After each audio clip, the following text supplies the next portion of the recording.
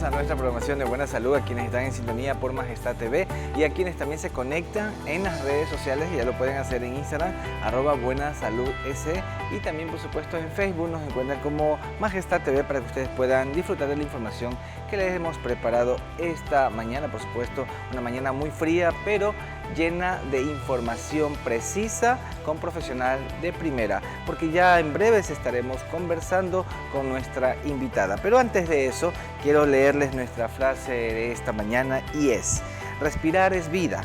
Por eso cuidar la salud pulmonar desde el inicio hace la diferencia.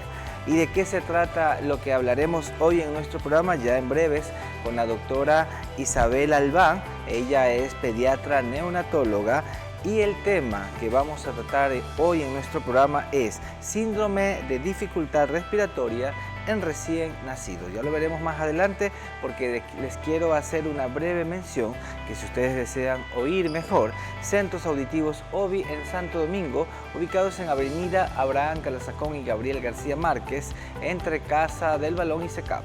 En las redes sociales se encuentran como OBI Santo Domingo, y por supuesto también ellos tienen los mejores audífonos medicados con tecnología de punta y inteligencia artificial.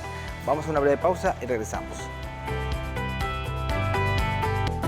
Iniciamos nuestra programación de Buena Salud. Bienvenidos a quienes recién se están conectando, porque hoy tenemos un programa muy importante, ya que estaremos hablando en el área de pediatría y de neonatología. Ya está con nosotros la doctora Isabel Albán para hablarnos del síndrome de dificultad respiratoria en recién nacido. Es un placer tenerla, doctora. Bienvenida. Muy buenos días con todos. Muchas gracias por la invitación.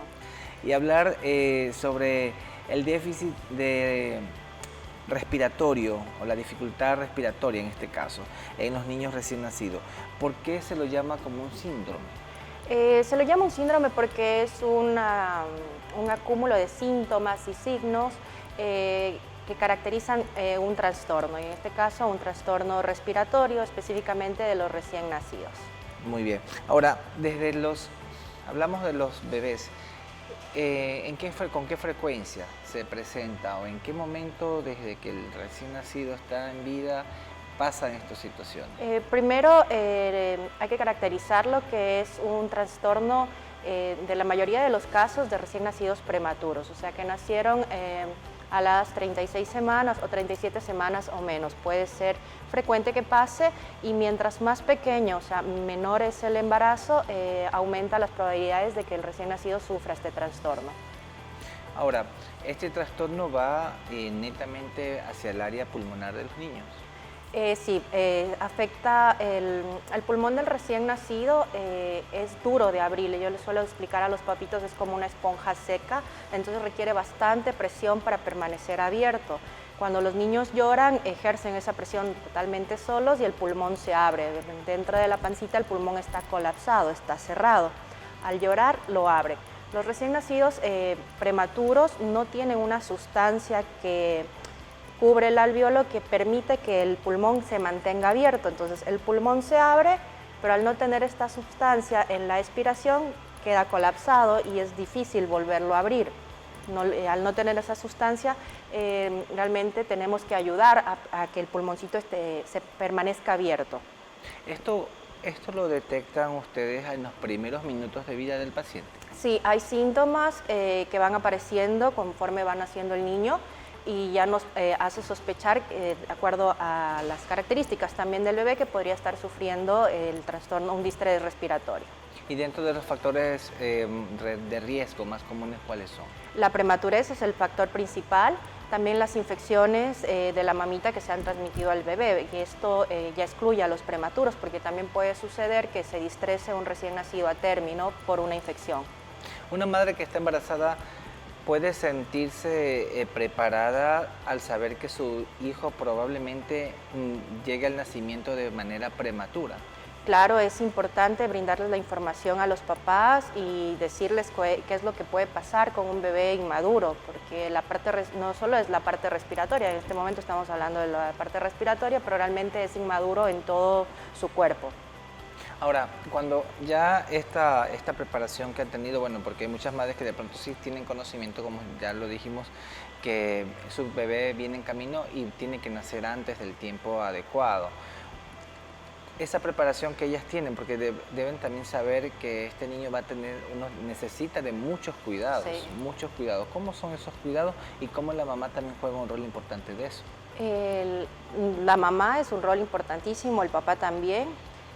Primero nosotros, un bebé prematuro, cuando nace, siempre les digo, nacer es algo estresante, por suerte nos olvidamos. El golpe del cambio de temperatura también les afecta un montón, entonces nosotros tenemos que cuidar mucho que la temperatura sea muy cálida, adecuada para el bebé. Y en la parte respiratoria, si ya estamos sospechando también que podría tener un síndrome de dificultad respiratoria y si el niño presenta estos síntomas, nosotros ya los ayudamos. Como te dije, necesitan cierta presión para poder mantener abierto el pulmón, que hay varias maneras de administrarla de acuerdo a la necesidad del bebé, junto con el oxígeno, ¿sí? Y esto ya depende de la evolución del bebé, porque usualmente suelen transcurrir alrededor de 5 días, 7 días, como para poder ver una mejoría y nosotros decir, bueno, este niño tiene chances de salir. Cuando también hay bebés que van como para atrás, entonces ya requieren más invasión. Nosotros tenemos que avisar a la mamita todo lo que puede pasar y la manera que ella puede ayudar también, porque se sienten impotentes al no poder estar ahí acompañando al bebé. Entonces es importante la comunicación que tengamos con ellos y a la mamita siempre empezar con el tema de la estimulación para tener leche, porque en algún momento ese niño va a tener que comer y lo ideal sería que sea con leche humana. Muy bien. Ahora, dentro de todos estos episodios que pueden irse presentando y el momento de que un niño se determina que tiene dificultad respiratoria desde los primeros momentos de vida, ¿existen algunos estudios o análisis que ustedes realicen previo para confirmar de que hay ese problema? Claro, hacemos primero una radiografía de tórax para visualizar qué tan colapsado esté el pulmón o qué tan distresado, qué tan opaco lo podamos ver. También como exámenes en sangre, gasometrías, un hemograma, también vemos medio interno. Básicamente nos vamos guiando con estos exámenes. Lamentablemente, como es muy cambiante la parte de terapia intensiva, estos niños ya entran a la terapia intensiva neonatal, requerimos a veces muchas extracciones de sangre muy frecuentes, hacemos algún cambio en el tratamiento y necesitamos controlar que vaya bien, entonces sí nos ayudamos bastante, tanto de imágenes como de laboratorio. Muy bien. Ahora, la unidad de neonatología es una unidad equipada. Está atenta siempre para atender estos casos muy puntuales en los niños. Las unidades de neonatología, la mayoría sí, tienen todos los equipos, tanto para hacer la parte no invasiva, que realmente la mayoría de chicos no requieren tanta invasión, como para la parte invasiva, que esta ya es la parte que todo el mundo va el respirador. La parte invasiva, realmente pocas unidades acá en Santo Domingo la tienen. ¿Hay niños que necesitan ventilación mecánica en su momento cuando ya se detecta esto? Sí, necesitan más presión y para poder mantener abierto ese pulmón y eso es ya invadirlos un poco más con la ventilación mecánica. ¿Cuál es el riesgo más común que ha pasado con niños cuando se determina de que hay dificultad respiratoria en ellos? Primero que no, como te dije, necesitan una sustancia que permite mantener abierto el pulmón, o sea, no administrársela de forma oportuna. También depende las características del paciente, porque no todos los pacientes son iguales. Pueden terminar con muchos niños chiquitos al nosotros tratar de mantener abierto ese pulmón, también al hacer todo tratamiento tiene sus efectos adversos y pueden sufrir algún tipo de displasia broncopulmonar, que es una enfermedad pulmonar crónica derivada de la presión que se ocupa para mantener abierto ese pulmón. Al mantenerlos también, no sé, un niño séptico, o sea, infectado, también requiere mucho más invasión o estar más encima del nene, por lo cual también se complican más. Entonces, sí, depende del paciente, pero sí hay casos que lamentablemente tampoco responden al tratamiento y terminan muriendo. Muy bien. Ahora, dentro de estos episodios que se presentan al nacer el niño, usted hablaba de que tal vez también puede venirse esto arrastrando desde el embarazo.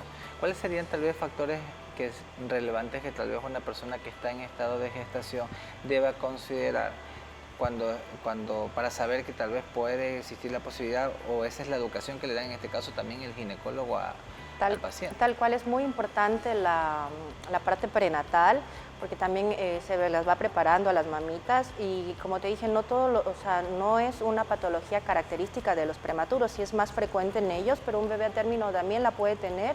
Y la causa más común de los bebés atérmicos son las infecciones. O sea, la mamita tiene alguna infección urinaria, alguna infección vaginal no tratada y el bebé nace en ese momento con una madre infectada, también tiene riesgo de infectarse el bebé y por ende tener un distrés respiratorio. Ahora, estamos hablando de que estos niños al nacer pueden ser que nacen y de inmediatamente van a neonatología, a la termocuna y a estar en un respirador, etc. ¿Qué pasa con los niños que también nacen, van a casa porque nacen perfectos, pero luego se pueden complicar y presentan estas sintomatologías? Estos son realmente los bebés a término que tienen una infección. Probablemente no sea una infección tan marcada que no los comprometió de inicio, pero se van comprometiendo en el transcurso de los días, o son nenes que se infectaron, hablándote a los 10 días, 5 días, en casa, lamentablemente esto siempre se los digo a los papás, alguien tuvo que estar enfermo para enfermar al bebé. O sea, tuvieron alguna visita o los papás con gripe o los papás con una gastroenteritis que se infectó el bebé. Dice, o sea, lo importante de no recibir visitas enfermas a un bebé. Dice, no, es una alergia. Le digo, no me queda claro que es una alergia. No, recién estoy pasando una gripe, sí, usted, pero para el bebé esto lo puede tumbar.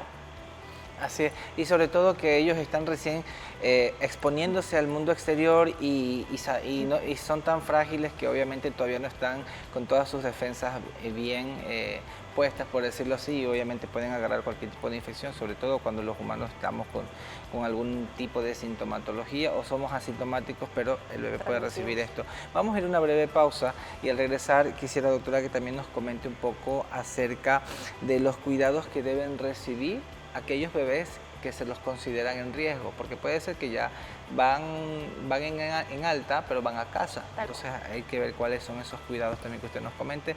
No le cambie, vamos a una pausa.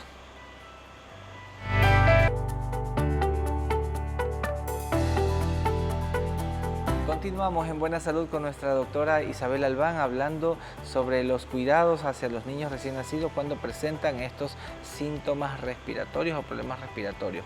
Doctora, dentro de los cuidados ya hablamos que pueden ser cuando están en el área de UCI o cuidados intermedios, pero también los cuidados que van en casa, que es lo que estábamos topando antes de eso.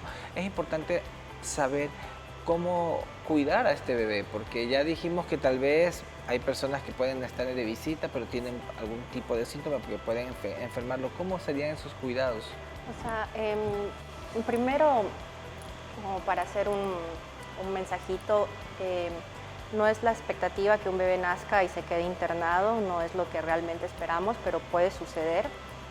Y las internaciones en neo también se tienen que ser provechosas para los papás, porque hay muchas cosas que pueden aprender de los cuidados de enfermería y que los médicos les vamos diciendo durante la internación. Entonces, cuando el bebé egresa, cuando se va a su casa, tienen que ser papitos informados, por ejemplo, en control de la temperatura del bebé, en control de cómo el bebé tiene que alimentarse, cada cuánto tiempo. Y el tema de las visitas, o sea, no solo para los bebés que están posalta de una internación en la neo, sino todos los bebés no pueden recibir visitas de personas enfermas.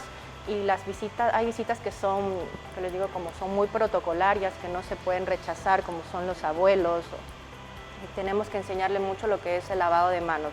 No se puede tocar a un bebé sin lavarse las manos. Se tienen que lavar las manos antes y después de tocar a un bebé.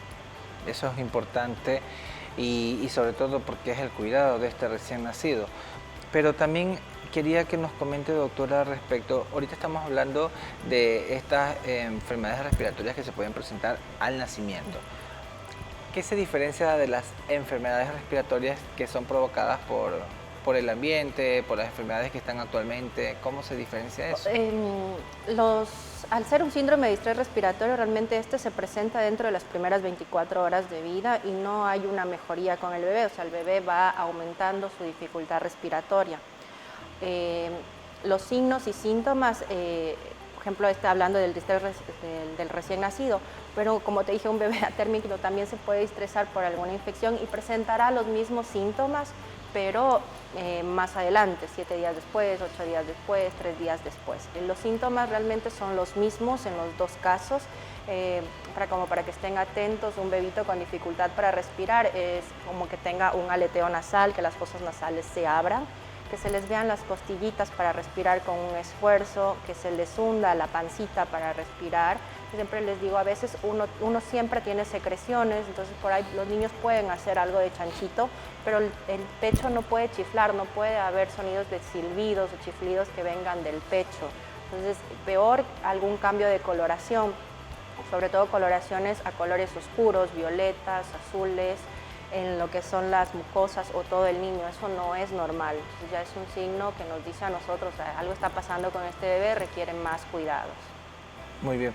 Ahora, y algo que también puede preocupar tal vez a un padre o una madre es saber si esto puede complicar tal vez el que un niño haya tenido estas complicaciones al inicio, complicaría un poco a su crecimiento y desarrollo. Dependiendo de las características del paciente, o sea, qué tipo de paciente sea, hay los niños recién nacidos que tienen esto, o sea, son prematuros, entonces sí, a veces tienen una disminución en su crecimiento.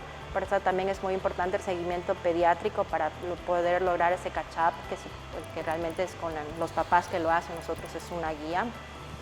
Si es un bebé con alguna otra tipo de malformación, también se ve afectado. O sea, depende mucho de qué tipo de paciente sea para que se pueda afectar su crecimiento. Pero una vez superada esta etapa, supongamos que es un prematuro, que no tuvo una restricción de crecimiento, superada esta etapa, uno puede lograr el catch-up y puede ser un niño realmente con un crecimiento óptimo para su soporte genético, podríamos decir.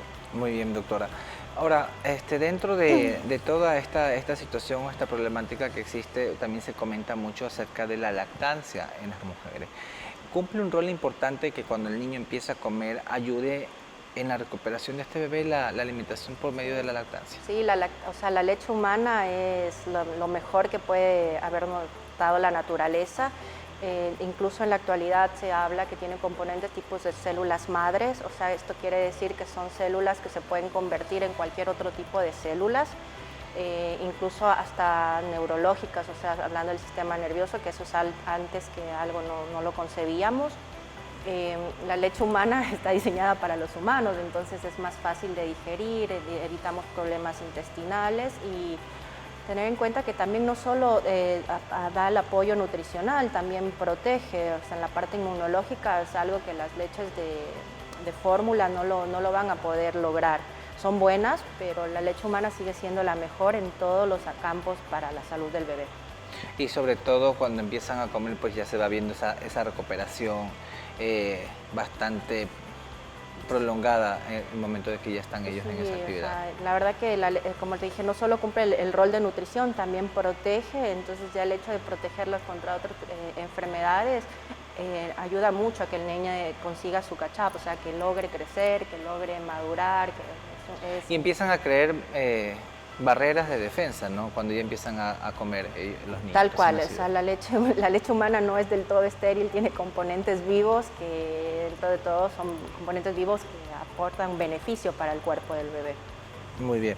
Doctora, ¿existe de pronto avances médicos que estén ayudando a simplificar a que estos tratamientos en niños recién nacidos que pasan por esta etapa no estén mucho tiempo tal vez en este tipo de cuidados intermedios o así? Sí, tal cual. De hecho, está demostrado que uno mientras más rápido los podamos sacar de la invasión que necesiten en ese momento, tenemos menos efectos adversos. Entonces, por ejemplo, un niño que requiera una intubación, en mi caso, en mi formación se intubaba, se administraba el surfactante, si la radiografía venía bien, los laboratorios venían bien, se los extubaba, o sea, apenas el bebé lo permita, que eran menos de 24 horas muchas veces. y si requería otra segunda dosis se la administraba. O sea, mientras menos tiempo lo tengamos invadido es mucho mejor porque evitamos complicaciones. Y en la invasión no solo la parte respiratoria, porque estos nenes también se invaden en la parte, ocupamos muchos accesos venosos, dentro también el ombligo, ocupamos bastante la parte del ombligo, los vasos del ombligo para poder canalizar y administrar medicación por allá. Entonces, mientras más rápido saquemos, evitamos infecciones. Realmente las infecciones suelen ser terribles, son las que más complican a todos, ¿no? Y a un recién nacido con más intensidad. Entonces, mientras más rápido saquemos todo, es mucho mejor. Y los avances o los consejos, los estudios que se están haciendo es esto, dar de comer rápido, tratar de sacar todo rápido. Antes mantenían ayunado a estos niños 2, 3 días, la verdad que ahora está grave y está comiendo, y si es leche humana, mucho mejor. Dentro del alta que tiene el niño después de que ha pasado por este proceso, ya está comiendo, ya se está alimentando, y obviamente ya los cuidados posteriores ya vienen siendo menos agresivos o menos, digamos, que tal vez vayan a tener ese riesgo de volver a llegar a un hospital. No, realmente no. Son nenes que uno considera que cuando se logró el egreso hospitalario, o sea, sí hay que tener cuidados, pero cuidados que tal vez un poquito más intensivos que con otro bebé normal, pero prácticamente son los mismos. Y en el seguimiento ir viendo las pautas de desarrollo, las pautas de crecimiento que vayan cumpliéndose. Si no se van cumpliendo, uno va actuando en ese momento. O sea, si los primeros 3 meses tenemos que crecer tanto, si no creció, vamos a hacer esto, nos apoyamos, o sea, tenemos varias herramientas para apoyarnos y ayudar a ese niño y a esa familia, porque no solo hablamos del bebé, sino también de la familia en general. Si la madre de familia tiene un problema respiratorio o tiene algún tema que haya estado también afectada en ese momento, ¿puede enfermar el bebé? Sí. Si tiene una enfermedad infecciosa, lamentablemente todas son transmisibles, entonces sí puede enfermar al bebé. Entonces hay que tener cuidado, les recalco, el lavado de manos, y si tenemos alguna sintomatología respiratoria, ocupar el barbijo. ¿El seguimiento que le hacen ustedes a los niños después del alta? El seguimiento que se le hace a los niños, al menos lo que yo suelo hacer es, me gusta controlarlos 2, 3 días después del alta para ir viendo el manejo en casa, porque no es lo mismo el manejo o el cuidado por enfermería, o sea, para ir viendo cómo sube de peso, qué está haciendo, y de acuerdo a ese control que yo veo en 2, 3 días post alta, los voy espaciando, puede ser uno semanal, uno cada 15 días, y si el nene está bien, ya optamos por el control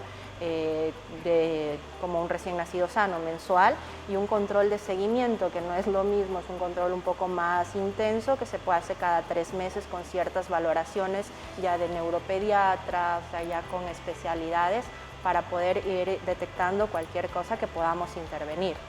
Muy bien, ha sido un tema muy importante y bastante bonito, porque ¿qué madre no quiere que su hijo nazca bien? ¿Qué madre o padre no quieren que ellos no vengan con problemas? Porque son tan tiernitos que no están manifestando qué es lo que sienten, pero sin embargo hay que hacer estos cuidados desde sus primeros inicios, y sobre todo también la preparación que pueden tener las madres cuando ya están a un paso de que este bebé nazca.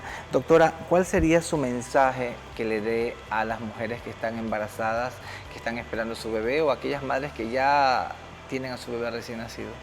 De las mamitas que están embarazadas, como hablamos, las expectativas siempre es un embarazo que transcurra con total normalidad, un parto o una cesárea con total normalidad, y que el nene egrese junto a la madre a la casa. Esas son las expectativas que todos tenemos realmente, pero a veces no sucede eso. Entonces, un buen control prenatal con profesionales capacitados, o sea, un ginecólogo o un obstetra capacitado por un buen control prenatal, es indispensable para poder obtener un producto en estas condiciones. Y si vemos que el producto, hablando del bebé o del feto, viene con algún problema, tener un equipo que sepa que lo podemos ayudar y que ya esté preparado. O sea, si pasa esto, vamos a hacer tal cosa y vamos a ir trabajando junto a la mamá. Y las mamitas que ya tienen un recién nacido, es prácticamente, o sea, con todo el amor del mundo, mantener la lactancia materna el mayor tiempo que se pueda, lavarnos las manitos, por favor, eso sí es indispensable antes de tocar al bebé o después. Si tenemos alguna sintomatología respiratoria, tenemos que ocupar un barbijo o una mascarilla, como le llaman acá, para poder ayudar o disminuir el riesgo de infecciones. Así que muy buen consejo, mi querida doctora Isabel, y gracias por estar con nosotros en nuestro programa. Yo sé que las madres que están viendo este programa pues se están identificando y posiblemente pues ellas van a seguir todos sus consejos, que así de seguro van a tener una muy buena salud para este bebé que viene en camino o que ya está en este mundo.